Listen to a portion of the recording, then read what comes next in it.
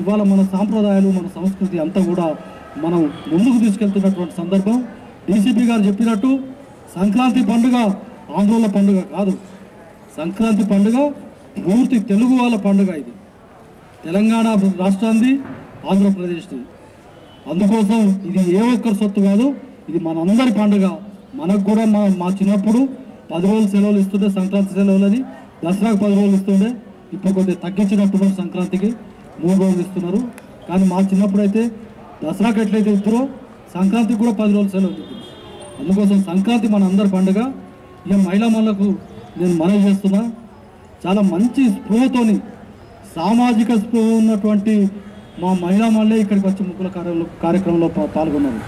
ఒక్కొక్క ముగ్గు ఒక్కొక్క విషయాన్ని తెలియపరుస్తున్నది. ఈ చిట్ట చివరన ఒక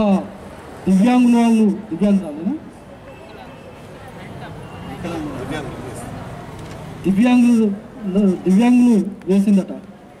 దాంట్లో బాగా రాసిండ్రు, సృష్టికి మూలం ఆడది, ఆడదాన్ని కడుపులోనే చంపితే ఈ సృష్టి ఎక్కడిదని చెప్పి. వాస్తవం అది.